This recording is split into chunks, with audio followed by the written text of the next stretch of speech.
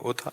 बहुत असंख्य कोटि महाराज जी, आपकी वार्ता सुन के, आपके वचनों को सुन के उन्होंने गलत आचरण छोड़ दिए, मांस मदिरा व्यभिचार और असंख्य कोटि अपराध जो अधर्म आचरण करते थे महाराज जी। निरंतर संग ना रहने के कारण, हाँ वही हम कहा। निरंतर जैसे आप सुबह किसी को कह रहे थे कि माया पटक देगी, और अभी गिरे, मतलब आने के बाद फिर गिरे, फिर उठना बड़ा कठिन हो जाएगा। तो महाराज जी उस समय मतलब निरंतर क्या नाम जप और सत्संग का संग रहेगा, तभी लंबे समय तक इसको खींच जाएंगे, और एक बार निकल गए तो फिर तो निकल ही जाएंगे महाराज। नहीं, बहुत कठिन है। मानो जैसे 70 वर्ष की आयु है और 20 वर्ष से शुरू किया और हम 40 वर्ष चल रहे, भगवत प्राप्ति नहीं हुई, तो गुंजाइश है, माया तुम्हें परास्त कर सकती है। तो हर समय नाम जप, सत्संग और लक्ष्य, बराबर लक्ष्य बना रहना बहुत समय तक। यही तभी कहते हैं कोई लाखों में एक चलता है, चलने वाले हजारों में कोई एक ठीक से चलता है, और ठीक से चलने वालों में कोई एक बिरला पहुंचता है। बिरला पहुंचता नहीं, इतने मनोरंजन वाटिकाएं हैं कंचन कामिनी कीर्ति की कि उसी में जीव गिर जाता है। जैसे उसने कभी भावना की कि अगर हमें ये सुख मिलता तो जी भर के भोगते, और भजन कर रहा है तो पहले भगवान नहीं मिलेंगे, पहले उसके सामने वो सुख आएगा जो उसने चाहा है। ये पक्का है महाराज। पक्का 1000%। जो इच्छा करी हो मन माही, प्रभु प्रसाद कछु दुर्लभ नाही। जब रावण ने लात मारा था तो कहा नहीं था विभीषण जी ने, लेकिन सोचा था कि मैं जा रहा हूं राम जी की शरण में और तेरा नाश करवा के इसी सिंहासन पर बैठूंगा। तो भगवान ने जाते ही पहला काम किया था, समुद्र का जल मंगा करके लंकाधिपति कहा था, आओ लंकेश।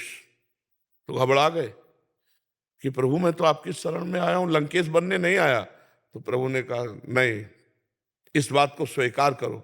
तो उन्होंने कहा हाँ, उर कछु प्रथम वासना रही, पर प्रभु पद प्रीति सरित सो बही। प्रभु थी मन में बात, पर अब आपके चरणों को देखकर प्रेम सरिता में बह गई। अब मुझे लंकेश नहीं, आप अपने चरणों का नहीं, बोले लंकेश भी बनो, चरणों की दासत्व भी प्राप्त करो। तो हमें लगता है कि अगर हमारी वासना कोई है अंदर, फिर आगे भजन के बल से पहले वो वासना पूरी होगी। नष्ट तो नहीं होगा साधक, भ्रष्ट तो नहीं होगा, बादलों की तरह छिन्न भिन्न तो नहीं होगा, क्योंकि भगवान का जन है।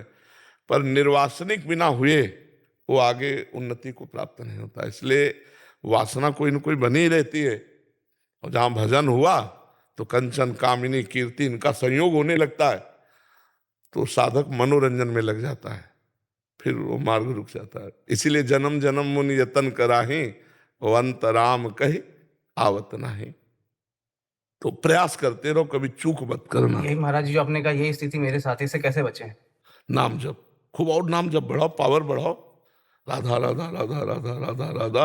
और गलत संग ना करना। राधा राधा कहते हुए भी यदि गलत संग करोगे, नारद जी से प्रश्न हुआ, कस्तरति कस्तरति कस्तरति मायाम, कौन तर जाता है, कौन तर जाता है माया से, कौन तर जाता है? तो बोले यो महानुभाव सेवते, यो संगास त्यजति, यो ममतास त्यजति।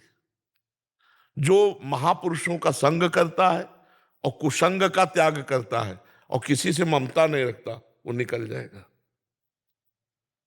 यो महानुभाव सेवते, महापुरुषों का संग, उनके वचन। अरे बाबा ने कहा कि ऐसे नहीं देखना, नहीं देखना।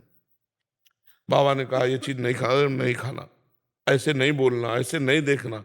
रोज सत्संग सुनो, हर एक दिन नया नया आपको मिलेगा उपदेश, उसी से आपका जीवन पार हो जाएगा।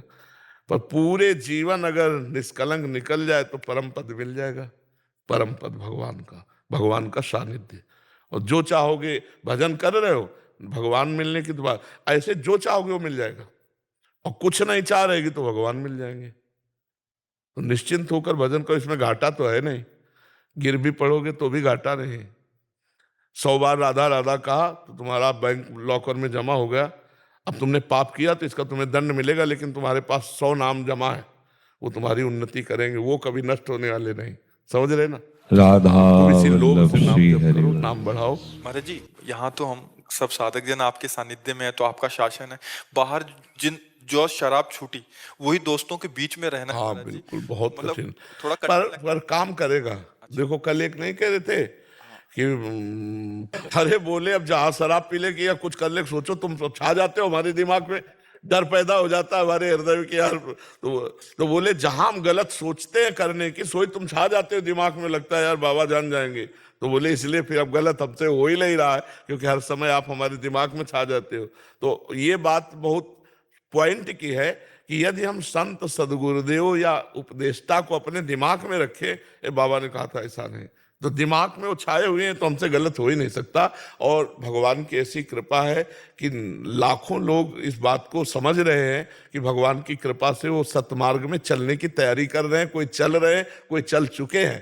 तो इसमें घाटा नहीं होगा, क्योंकि भगवान ही चलाते हैं, अगर वो ना चलावें तो अपने लोगों की ताकत ही नहीं कि चल पावे।